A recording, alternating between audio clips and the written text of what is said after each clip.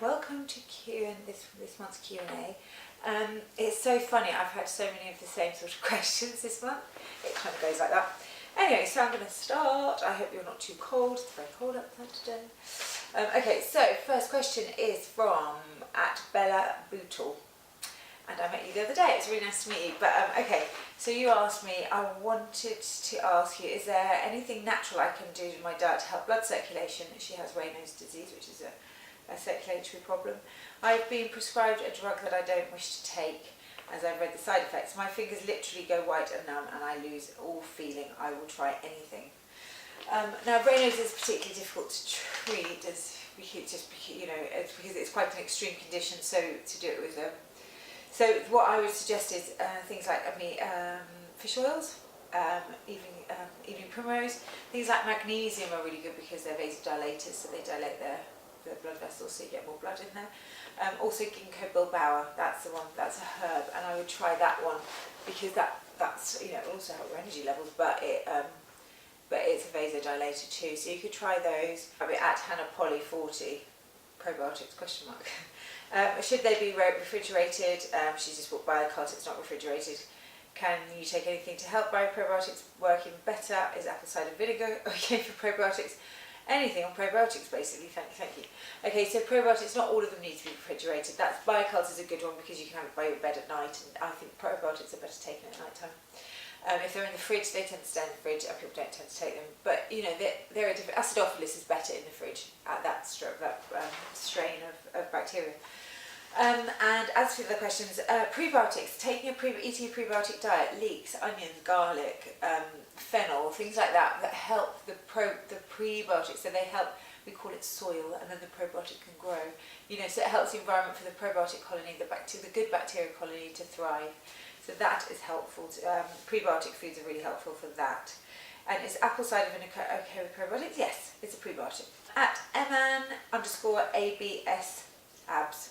Oh, sorry, I'm doing wrong there. Hi, Rosemary.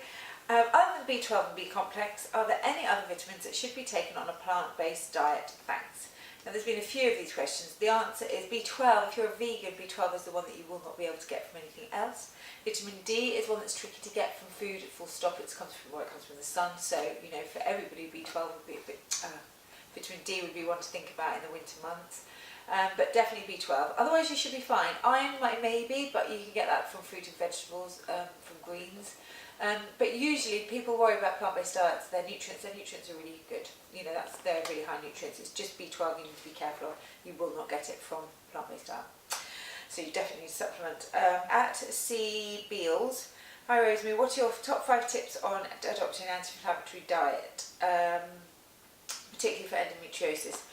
Okay, so anti-inflammatory diet, so things like fish, but only once or twice a week, oily fish, much more fruit and veg, whole grains, whole nuts, whole seeds, reduce red meat, reduce alcohol, coffee, smoking, all the fun things. But also because you're endometriosis, just be careful with things like soy. Soy is an estrogenic. It can interfere with the estrogen receptors in the body because it behaves like a xenoestrogen. Also, be really careful where you're drinking your water from. If it's coming out of a plastic bottle that's been sat around, you don't know where, it might have been hot and heated up, all the xenoestrogens go into the water. So that's what I would say to you. Okay, next one, at Kitty KG8. Hi Rosemary, any advice for someone with lifelong IBS plus dairy and whey allergy who is now suffering from horrible indigestion? GP suggested diet review, but not sure what I can change. Hi there. Do you know what? This is a really it's easy. It would be better to see someone. If you can come and see me, that would be great. Or go and see somebody because it would be important to see how your life is, what you actually are eating. So cutting out dairy, it might not be dairy that's causing the problem. Are you eating gluten? Are you eating wheat? Do you drink a lot? Are you under immense amounts of pressure and stress? Stress is a huge trigger for IBS. And are we sure it's IBS? That would be the other thing to say about that. I would definitely say, obviously, take a probiotic. I'm sure these things you've already done because I'm sure if you've had it your whole life, you will have looked into these things. But other things, there's so many different things you can do. I'll tell you what you could do. Something that I would say without going to see someone is you could try taking a course of glutamine or try taking blue sort of slippery elm, which are there to help calm the gut basically and help the lining of the gut. but otherwise I'd definitely go and see someone. It's worth getting to the bottom of. At Eve J. Hi Rosemary, is there a recipe or pill to get rid of bloating? If I could think of a recipe or a pill that would get rid of bloating in one go, I would be really, really rich. The answer is there aren't. It depends on the cause of the bloating for a start, so you need to find out what it is. Are you reacting to food? Are you not chewing your food well enough? Are you not digesting properly? Is it because you're drinking lots of fizzy drinks? Are you sitting at a desk all day and therefore food's getting stuck? Is it because you're eating too much, or is it because it is gas? Is it period? You know, there's many different causes for bloating, and you need to find out which one it is before you know how to treat it. What I would say, the things that I would use as an anti-bloat, you know, just par for the course if someone has bloating. Ginger, fennel, they're really great for. Fennel's great actually. Fennel seeds in some water. You could put, you know, you just leave the seeds in the water. Or fennel tea is really good. Turmeric can be really good for bloating if bloating's coming from food. And then if it's to do with your period, your cycle, your menstrual cycle, then you need to sort of work out which part of the cycle it is. But it could be lacking a B6 maybe if you've got cramps. So that would just need to have a little bit more investigation. Perhaps go and see someone about that. Okay. At the Booster Box company, my daughter's a vegan and vegetarian. How can I ensure they're getting enough B12 and iron? Their diet, whilst good, is not that varied. One of them is not a massive fan of pulses. Make that protein in general, and they are always tired. Thanks, Nadia.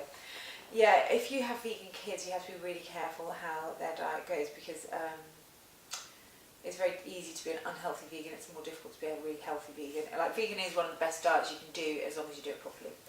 So the idea that they don't like beans and pulses is kind of a big thing. I wonder if they like nuts and seeds. So from my point of view, nuts and seeds is your next stop. Well, is the other stop for have you tried tempeh? Tempeh is a really nice nutty. It's a soy, but it's fermented, so it's okay. That's a nutty one. Or what about what was I thinking of? Falafel. Falafel's a really good way of getting things, you know. Anyway, so those are things you could try. But if they're not eating enough protein, they will feel tired. But the other thing is, if they're not getting iron, they'll feel tired too. So iron is in lots and lots of nuts, seeds, and greens. You know, spinach actually does have quite a lot of iron in it. So, you know, you can do that. Also, try Floridix. Floridix or Spartone. Make sure they have it with some, I don't know, a bit of orange, you know, not orange juice, but like a piece of orange in the morning, or an apple, or something with some vitamin C in it. It's like a tonic, so it should keep it won't sort out an iron deficiency, but it will help to keep their iron levels at stable level, and it will help their energy levels. But you need to have it with a bit of vitamin C, otherwise it doesn't really get absorbed. And for B12, they're not going to get any B12 if they're vegan, so you need supplements. So make sure you get a supplement for them. Make sure it's right for their age. I don't know what age they are. Okay, at Kate_Groombridge. Hi Kate. Hi Rose. Dan and the boys and I have all been vegan for 2 years now and don't take any supplements at all. We all feel very fit and healthy and have a very good varied diet. Is it important? I have never taken vitamins or pills or anything and don't really want to start now. Well, the answer to the question is in the question. You will feel really well, so you don't need to. If you'll get it, you should get everything from food. The only thing, as I said to the Boost Box company before you, is B12. Alison McIntosh, 80. Right, foods to avoid if you have endometriosis. Right, well, so you want to avoid alcohols, sugars, anything inflammatory. You want to have an anti-inflammatory diet. So things that are inflammatory are, sugar is terrible for inflammation, dairy is a big one, red meat, saturated fats, alcohol, coffee would be inflammatory if you have a lot of it, but yeah, so try and really, you know, and carbonated drink, sugar, if you can avoid lots of sugars, I think it makes a big difference to hormones.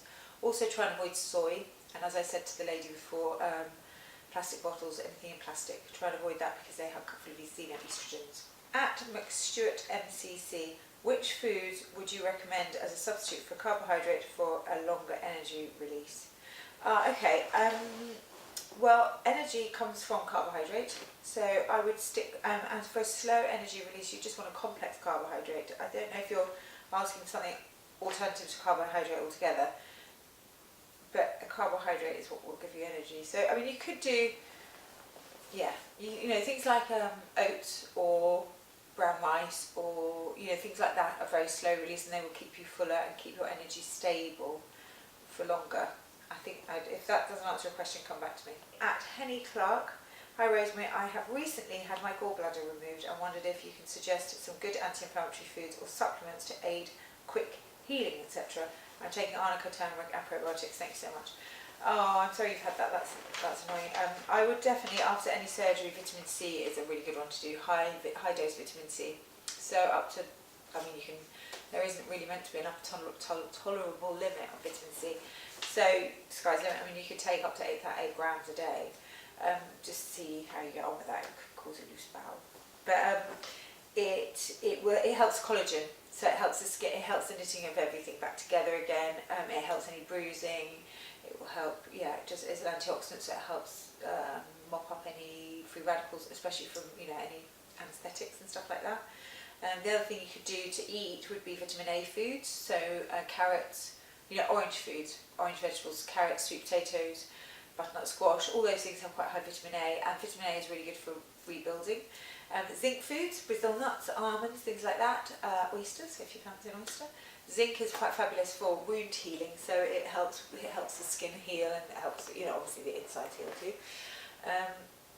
And I would absolutely suggest just a really fresh diet. I'd be a bit gentle just at the start. You could puree things, it makes it easier for it to break down. Your gallbladder would have been helping your food to break down, now it's not there. Just let your body get used to it not being around, and then try to go easy on the fats. Obviously you would have been told that. It should help. And carry on with your turmeric. Arnica's great, definitely. And probiotics too. Alright, well I hope that helps, and I will see you next month. Thank you.